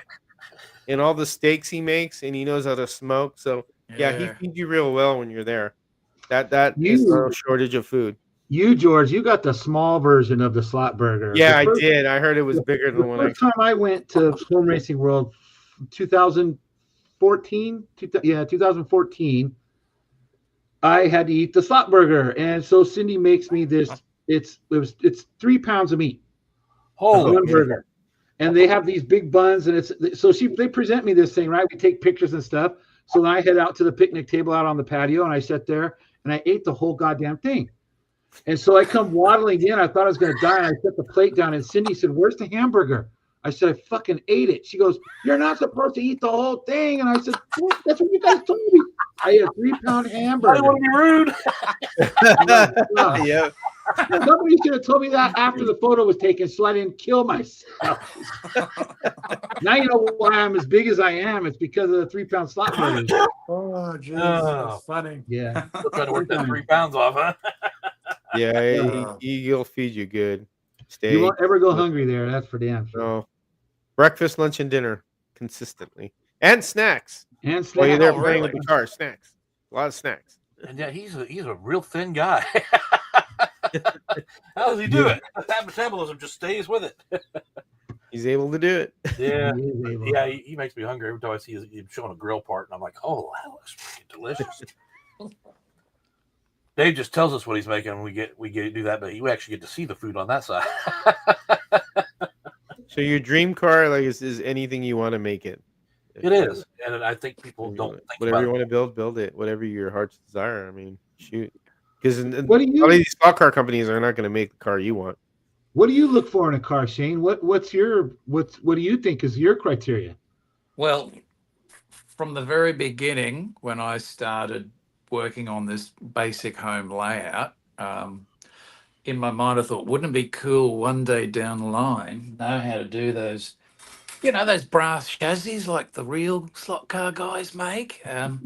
I want to make the Mad Max 2 vehicle scene, the chase scene, the truck, the whole lot, all the quirky vehicles, and film a cinematic of that going down. That'd That's be the end cool. goal.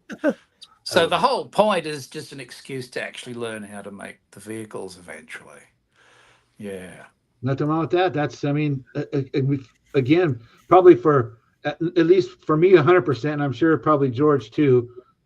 This is the hobby for me. This is, I don't get me wrong. I love the store-bought slot cars, and I have quite a few. But if they quit making them tomorrow, I wouldn't care because I'm all about the making my own stuff. That's the creativity is where it's at for me. Right. So yeah, and you can't find a model car somewhere. yeah. And there's another channel down here, Garrett Slotnick, and I would say he's living the dream. He's a very knowledgeable guy, Dan, and he just did those early Monaros. You oh see. yeah, those Holdens, yeah. That's not the Really first beautiful. he's done. He's doing a lot of classic Aussie muscle cars from the early years, and there's a story behind every one. He's got all the facts. It's quite inspiring. Well, what cars do you look for, George? We know Dave's kind of into the old classic 30s models and other things along the way because he's got a little bit of everything. Yeah, it's funny that because I had an older GTO, I had a 1970, and I sold it. So when I pick up, this is funny because this car I pick up now, it's actually 20 years old. That's the shocking part of it. Now that GTO and that car wasn't really accepted very well here in America because it really didn't have the classic look of a GTO, and that's what everybody wanted was a retro, just like what Ford did with the Thunderbird. Right. And so the clubs that were here were very their nose were up in the air when they saw the cars and people were trying to get into their club. Because they're like, no, we'll put you in the back of the parade because we really, they just really didn't want the cars. Some people accepted them. The hardest thing with those cars, I love the car. I would say the GTO was my favorite car, period, old and new. It's a car that I know very well. And I've had a few Pontiacs, and I know the history of the car, and I know the history of this one because, so that car came about when Bob Lutz was the GM, designer or the head of GM, went to Australia and he saw the Monaro. That's how that happened. He saw the Monaro, and there was a gap that Pontiac didn't have. They didn't have the Firebird. That was their, version of a muscle car with the Camaro. So they had a gap. I think it's 2002 was the last year of the Firebird. So they didn't have anything. So when he went to Australia, he saw the Monaro. He said, what if we did an American version of this? And so they took the GTO nameplate. And the biggest thing that I call them purists, the GTO purists go, well, it's not a GTO. Well, it's got a GTO nameplate. It's a GTO. You can't, well, if they're made in Australia, I go, who cares? Freaking Akadaka is from Australia. I love Akadaka. That's American right there, period. So what's the big deal? And so the GTO Association of America, my car is actually in the magazine. So if it's in the GTO, I forget the name. I have a copy of it. It's where they do a lot of GTO cars, just specifically GTO in the magazines. I think it's April of 2017 is a cover car. On the cover, it's got an article on it that I wrote for it. The GTOAA really had to push back on these, older guys to accommodate the newer cars. So that was really the big push between each other, is that a lot of older GTO owners or classics did not like the new car. But now here we are 20 years later, another 5 years, I think they will get some recognition maybe in another 10 years, but I think they're Some of those old guys die off. yeah. Yeah. So there's not too many. Have you done a slot car custom of one of them? I was started on one, but I didn't finish it. But I do want to. There's an idea me and Dave been throwing around was to make one out of a TA version. So I think I want to do that as a specialized one. I have to talk to Null and give him pictures of my car because I got photos of my car and everything. My car is very modified. I modified my car, so it's not stock. It could be a very loud car because I got cutouts on it, electric cutouts. When you open those up, it's really loud. It's cammed. It's got heads ported and polished. It's got a aftermarket throttle body. It's got long tube headers. It's got a 3-inch exhaust. It's got 391 gears. I changed the gearing on them because with those cars, because they have a double overdrive, you could actually go 410s and it won't bother it. Whereas the earlier cars, like with just 4 speeds, if you were in fourth gear with a 410 gear, you were screaming. That car, you could take it out and go anywhere. I've took it into a place called Goat Run, which was in Las Vegas that we used to go to every year, and it is hot in Las Vegas. That car would sit there idling, no problem, with big cam chomping around, which were other cars which I built. You need a lot of cooling because you've modified the crap out of it. Right. It's the technology with the computers at that time. Now to me, it's considered Windows XP because now you have other cars like the Challenger that uses, the damn supercharger, and they're able to do all that stuff. It's just the technology is a lot better now. Not like the original guys who were told to get. Yeah. On you, digger. A lot of the newer cars had to form their own clubs because of that, because they want nothing. Hey, do you have a CD player? Does it have a CD player? Yeah, it did, but I removed it. It still has one. The original one was a Blah Punk, and it was a 6 CD changer. I still have it, but I used put a different one in there that has something. I'll send you guys pictures of it, videos I got. Didn't you have a video early on in your? You did a little side video of it at the end. There is on the channel. Yeah, you could see it on there. It didn't get too many views. I don't think anybody was interested. So, but there's a lot of videos on there with a lot of different things. It just depends if you want to sit there and look at videos all day. My wife went and got our latest car. It was a Mazda. It's at a CX-30. She brings it home. I see it through the window. Oh, it's red. Looks good. I come running out with the CD. Well, let's go for a drive. There's no CD player in it. It's all this streaming crap. Yeah, it's all like I know what you mean. It's and then you can't find MP3 a streaming service that you like, and I just want a CD player. Yeah, there's a lot of trucks like mine out there. The 2018. And a lot of them don't have CD players, but I was lucky enough to still have one. But it doesn't play as loud as the rest of the radio. Yeah, I can show you like pictures like here. You can see that. That's the car. That's the engine where I polished a bunch of stuff and painted. That doesn't look like what it does out of the factory. Beautiful car. That's it. Yeah. Shane's coming to your place. That's with the street wheels. I have like some other wheels that I put on it that look like a drag. Okay, and then this right here is so Jim Wanger is the ad guy for Pontiac, the original Pontiac. He signed it. He saw the car and he was doing the show and he signed the dash. That's the interior. You see the handbrake, Shane? Yeah. So because it's originally a left-hand drive car, they kept it there because it would be on the right if it was right. You see that shit? So that's where it's at. So it's in an odd spot for us because annoying. Yeah, but that's. Well, you definitely got to do some slot car versions of that. I think we're all here in Australia now waiting to see that. That'd be kind of cool to do that. I don't think most cars come with CD players anymore. Dave's got a cool car. He's got the Challenger. His is nice. Yeah, the green one. That thing. Yeah, but mine doesn't have a damn CD player in it either. It's the X generation. We're getting upset. They don't put them in there no more. I'd rather have that because they all use Apple or whatever. Apple. Mine doesn't even have Apple Play in it. I just have to connect my phone via Bluetooth and stream it that way if I want. But I have Sirius XM. I don't know if you guys have that over there, but I use that for most part. But I prefer. Because the streaming from your phone, the music sounds like shit. It doesn't even sound good. Yeah, and then some days you hop in and the car can't find your phone. There's that too. Right. This is a picture that this club did with me. So it's all here, and you see this red one. That is my car. I'm looking at the black one above it. The black one above it. Yeah, that looks something like that. Looks So, a little bit like that, sort of. Yep. Wow.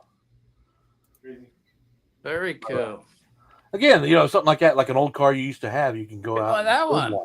That one's cool. That's like the one Yeah. from Mad Max when they stole Well, that blue car. This is a basic HQ. I'm working on a couple of these. So I just got the chassis yesterday from Dave Volk here. He printed those. That's nice. So I just got to get another slotted motor pod. But this one's ready to go. He just came up with a extra fuel tank on the back feature. I've glued that on. That's going to look cool. But that's all ready to go. I'm just waiting for the glass to dry, and I'm going to assemble it and see how it runs. I think Dave's been talking about doing chassis for those because I'd like to do a couple fold-ins. Well, I got news for you, George. I finished the chassis today for this. You did, didn't you? See, I love that body. I got it. Everything's done now. I need to do the interior now. That's the big part, is to do the interior. So the 3A 3D. So how that all came about was that SLOTCARS is the one that gave us that nickname, the Three Amigos, right? Because we do things together. So it was kind of a joke. And then Dave made the Three Amigos with, I'm the short one with the mustache and with the controllers, right? So that's what that sticker was. Dave made that because it was a joke. And then Steve from SLOTCAR Corner really liked that it was called the Three Amigos. So that's when Harry made the name 3A, Three Amigos 3D. Yeah. So he made that name and that emblem up. Yeah, that was one. Awesome. Exactly that one. So then Steve we're kind of like an extension of SLOTCAR Corner to make those. So Dave came about with the plastic chassis part because he realized that not everybody may not want to build a brass chassis, that if they could put a kit together out of plastic, and that's what started all this. And we started doing to the short track cars and stuff like that. Though the home racing proxy is always brass, and it always will be brass because that's where we started. But the plastic chassis idea was Dave's because he figured, why don't we get some American cars out there that somebody could build and not have to worry about brass? They could just put a kit together and you could put your own motor and whatever you want to do, your own wheels. That's what the kits are for people to just do what they want when they put their own running gear, but still have a cool looking car that you can't really get anywhere else. Right. I want to get some of these kits over to you guys. Yeah. Over in Australia, I want to get some of these cars over to you guys. So yeah, we'll need SLOTCAR Hub's address and your address. Okay. So I do want to send some out to you. So something else is coming up, so I can't say anything about it, but yeah. So when we get it done, we'll send you the first test subjects of it. All right.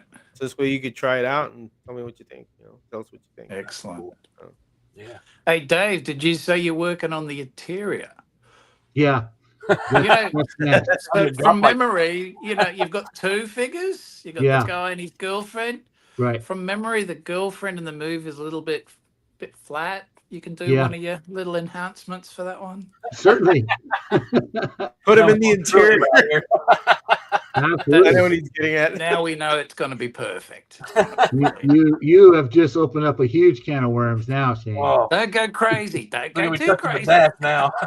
I definitely want to get a sign that says we're not here to fuck spiders. That's right. Really I didn't realize that the 72 Monaro had airbags. Instant airbags. Instant. Oh man. I put a May West in there. Building your dream slot car. Just took it to a whole new level. Yeah. Because now you got to have a dream girl with it. Yeah. How about if you build your dream slot car, you put the dream girl in the seat. Damn right. If you're going to dream big, for crying out loud. That's right. I mean, yeah. Classic. But Dave will have her boobs sticking out the front windows. You won't need any glass, Shane.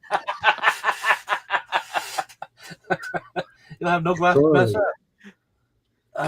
That's funny. I think you're projecting there, Eric. Well, maybe. I can go to the next level, have a girl doing this, like out the window.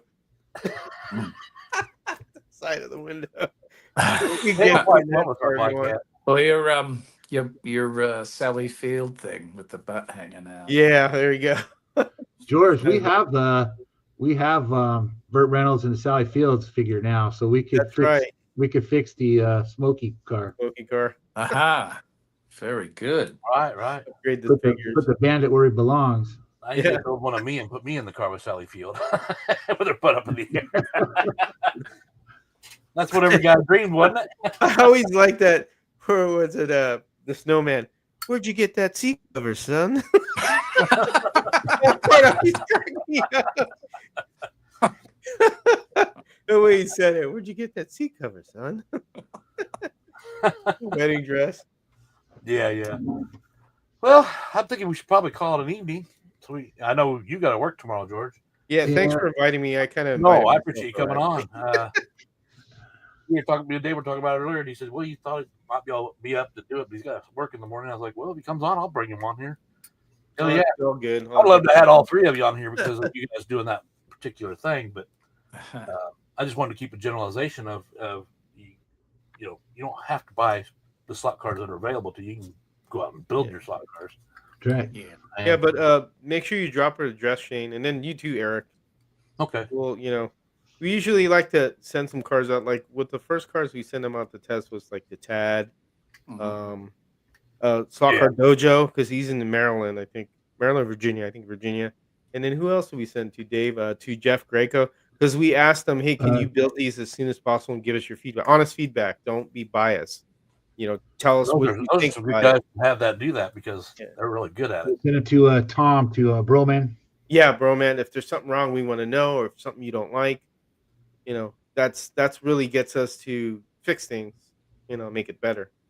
Right. Again, you guys can find some of these models already at Slot Car Corner because I've seen them on there. I did have one more question about that.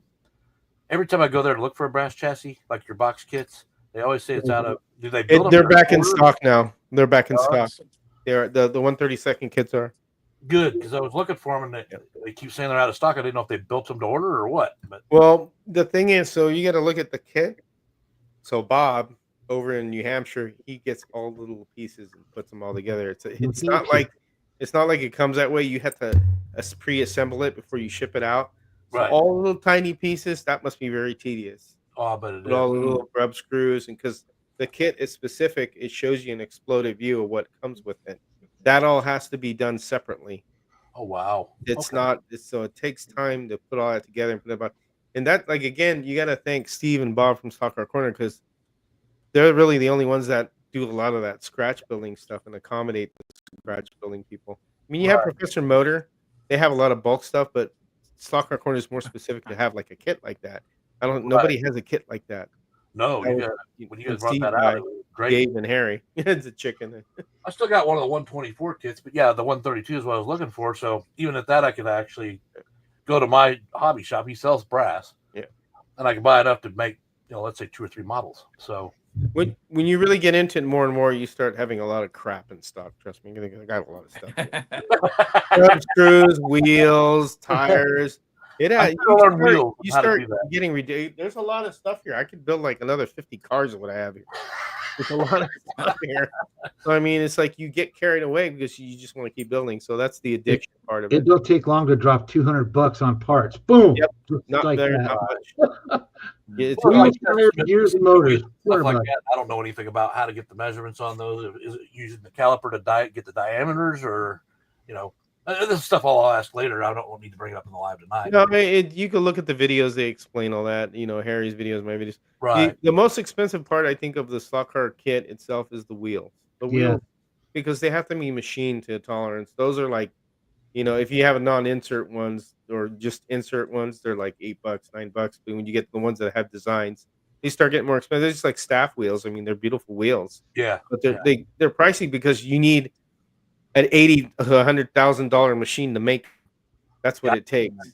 Yeah, I mean, nobody has that amount of cash. 20, like $25 for a set of quality wheels, and then add the tires. So now you're looking at $30-$35 for a set of wheels and tires. Hell, you're halfway to a whole new slot car if you wanted to instead of that. I wouldn't say I would want to do it to every one of them, but there's certain ones you just build and you're like, right, look beautiful. I had these wheels on there. And you want to change it up, but then again, that's where the resin printing comes in, because you get your own insert wheels and paint them, and that makes the wheels a little cheaper because you could stick your insert in there and glue I it. never buy the fancy wheels, man. I always buy insert wheels because they're cheaper, and I make my own inserts. It's just that much easier. And you could buy them too. You don't have to resin print them. Yeah, you don't have to. There's so many of them available now. So Yeah. it's possible. All right. Well, I appreciate everybody coming out tonight. I really do. Well, Yeah, thank you for having us. I think it helped everybody out a little bit, learning a little bit I more learned about how heaps. you can Thanks do for that. Say that again. I learned heaps. Thanks for that. Oh, Yeah. I did too. I mean, you say you're the intermediate, but I was the intermediate, but I'm just doing what everybody else is doing, trying to get started. You know, these are the pros here that they've done enough that they're a little more accurate than we are. But Anybody could turn into a pro within a few builds. About after your third build, you get the hang of it. Your first one, if you're a little rocky, no big deal. As long as it works, it goes around the track. That's all that matters. No matter what it looks, don't worry about it. Second one, you improve. Third one, you'll be better. When I first became a painter, started painting cars, I was about 17 years old. And of course, you're nervous. You're going to go in and paint, on somebody's car. It's like a big deal, right? The paint job is what everybody sees. So I was always nervous about it. And my uncle, who was the one who taught me, I worked at his shop. He always had this cool thing he'd tell me. He said, just remember, the only difference between a professional and a novice is a professional knows how to fix his own mistakes. And that's it. That's the difference. A novice is going to screw everything up and has no clue how to fix it. But a professional is still going to screw things up. You just know how to fix it. he knows how to clean it up and get it back on track, right? So to practice finish off, perfect. So for all the folks out there, if you're going to dive in, definitely try with a white kit just to get the ball rolling. Yeah, It's half done for you. The that's chassis is already assembled. You're just working on the body, and then just take it one step at a time. You'll be surprised what you can come up with it.